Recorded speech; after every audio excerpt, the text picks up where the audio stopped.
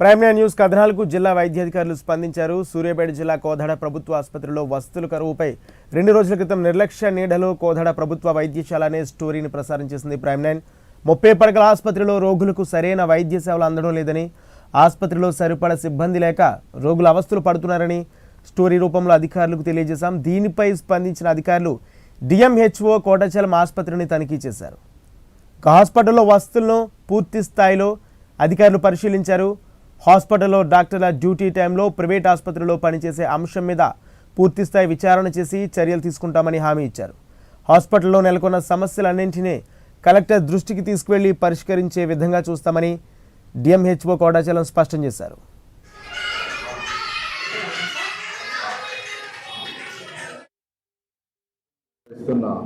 వారు ప్రైవేట్ ఆసుపత్రిలో పనిచేయడం అనేది విధులు నిర్వహిస్తున్నారా అనే విషయం పైన చూస్తే వారిని ఎంక్వైరీ చేయడం జరిగినది. ఆసుపత్రి వేలల్లో మాత్రం ప్రాక్టీస్ చేయట్లేదనే విషయాన్ని తెలియపరచడము, ఆ తర్వాత ఫ్లెక్సీ బోర్డు ఏర్పాటు చేసినారనేది అనేది కూడా దీంట్లో రాయడం జరిగింది.